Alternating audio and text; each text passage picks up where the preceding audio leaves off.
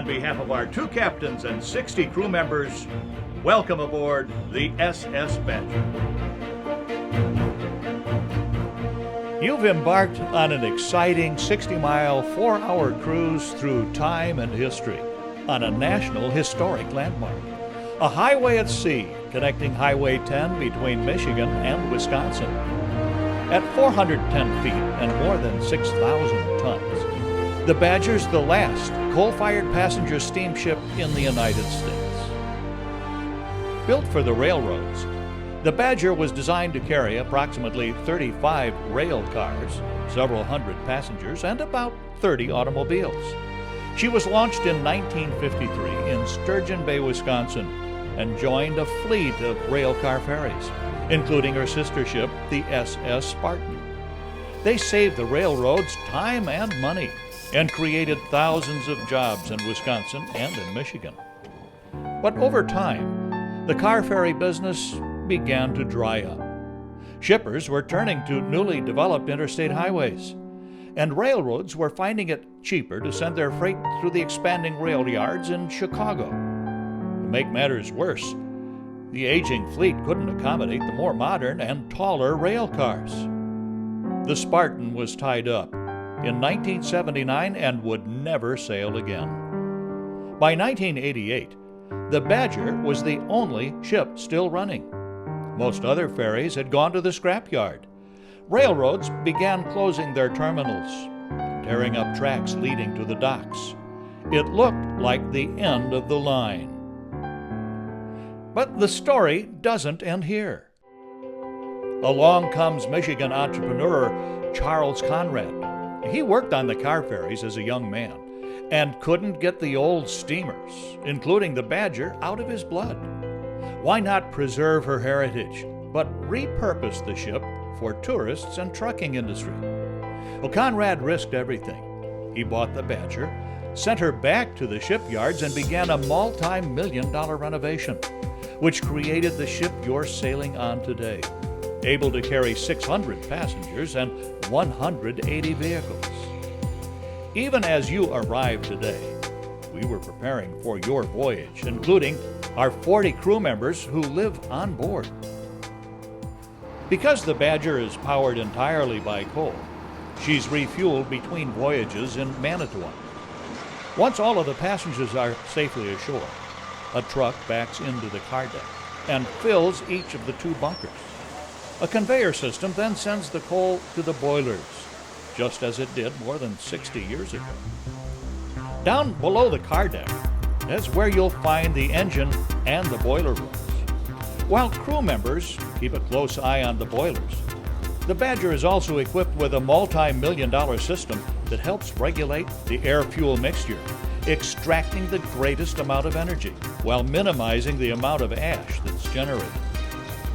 Crew members routinely pull the bottom ash from the boilers and rake it into a one-of-a-kind collection system that deposits the ash in large containers up on the car deck.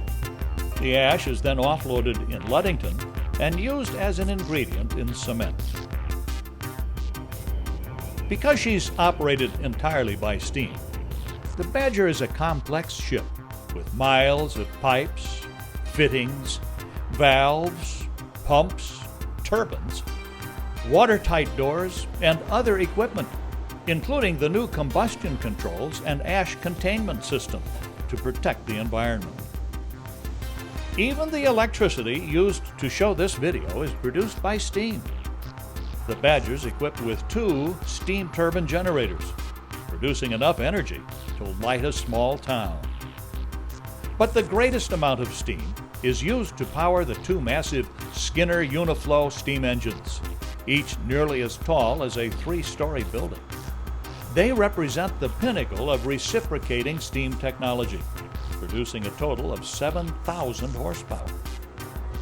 When you came on board today, the engines, recognized for their true historic value, were already at work, slowly turning the propellers to hold the Badger tight against her dock. At the same time, our staffs of drivers were carefully placing up to 180 passenger cars, pickup trucks, and RVs inside the car deck. There's even a second level for parking toward the bow.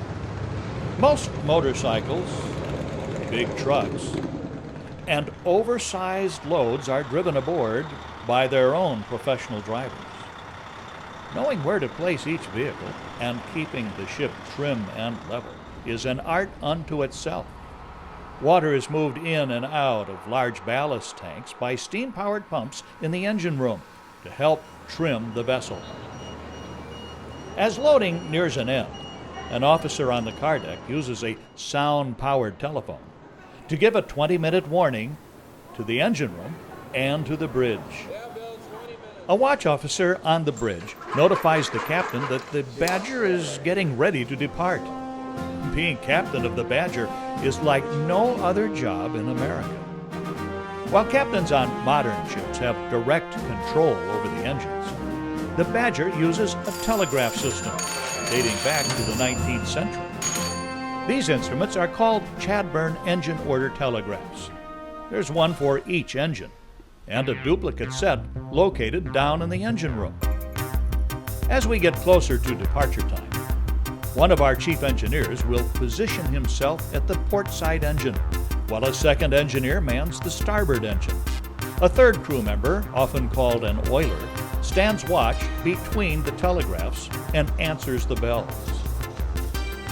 Other crew members inspect the fires in the boilers and make final adjustments, steam pressure, water levels, and other critical settings. Back up on the car deck, the blue-colored hose carrying fresh water from the city is disconnected. Stainless steel tanks aboard the ship will supply fresh water during your journey today. The red line handling wastewater destined for local treatment plants is also disconnected. Up forward, beneath the sun deck, in the windlass or anchor room, a check is made to ensure that both of the anchors are in their stowed and their locked position. Other crew members stand by the winches that contain lines holding the Badger to her moorings. 5 minutes to departure now. After a final boarding call, the officer at the stern reports when all vehicles are stored and the passengers are safely aboard. With the engines still in slow astern, the captain orders the aft mooring lines let go and to single up, or reduce the number of other mooring lines to only one. Passenger ramps are pulled away. The locks, holding the stern of the ship, are thrown or pulled up and out of their slots, and the apron is raised. With all tasks completed, the officer on the car deck radios the all clear to the captain, who places the Chadbourn engine order telegraphs on standby. Everyone is on station. It's time to go. The captain telegraphs instructions to the engine room, and the Badger begins to move. If the captain rings for slow ahead, a bell rings, and the repeater telegraph in the engine room signals the same command. The crew member on watch answers back, while the engineers immediately adjust the engines to follow the captain's command. This takes real skill, trust, and immediate response. The same is true up on the bridge, as the captain orders his wheelman to begin the initial turn away from the dock. This ship's wheel is connected directly to the big rudder by way of drive shafts and universal joints, terminating here in the hydroelectric rudder control room, directly beneath the stern. Because the Badger is not equipped with thrusters, the single line still attached to the mooring acts like a spring or a whip, helping the Badger pivot out, around, and away from the dock in Ludington. When the deck officer gives the all clear at the stern, the captain orders the remaining line to be let go. Now, this is done right from the ship by pulling a pin that has been holding the line in place. Once released, the Badger is now free to begin her voyage. As she moves out into the port, the large sea gate with the Badger's name is lowered onto the car deck and won't be opened again until she nears her destination. By now, the ship's picking up speed. This is the sight people come to see and hear every day as the Badger makes her way past the Ludington Lighthouse and out into Lake Michigan. The captain blows the horn at this point, signaling our departure.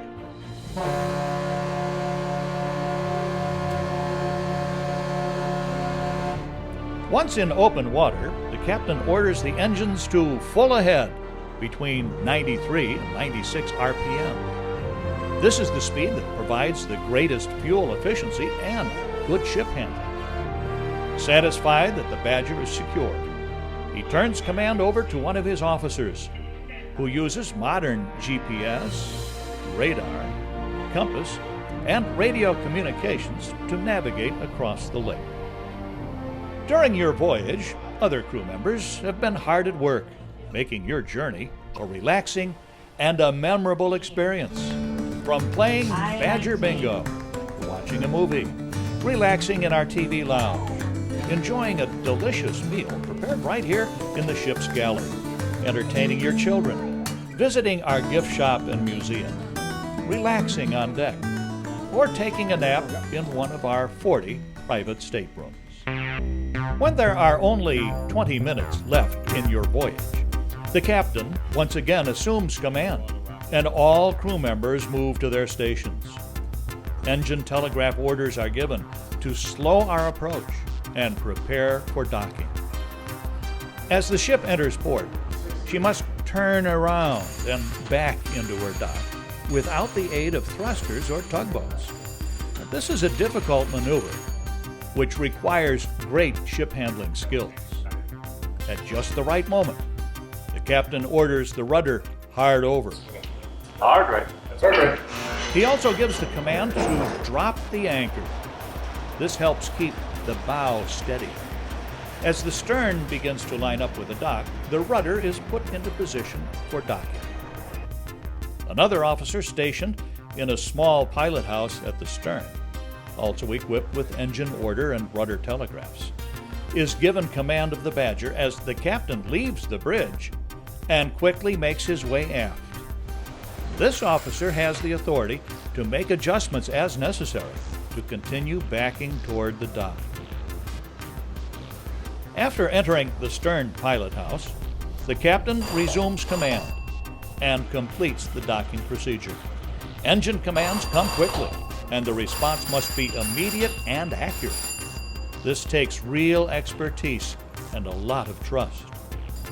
Once the captain is satisfied that the ship has docked, he telegraphs, "Finished with engines." He blows the ship's horn, signals the crew to secure all lines, lower the apron, and close the locks. The crew below deck adjust steam pressures and other equipment for idle service. Well, your voyage has come to an end. It's time to disembark, pick up your car, and resume your journey to wherever life takes you. I know that some of you would like to have been able to tour the engine and boiler rooms, but maritime rules will not allow that. However, we do hope that this behind-the-scenes video tour has given you a greater appreciation for the 60 crew members who operate this ship, and for the SS Badger herself. Again, thank you for sailing with us, and have a great day.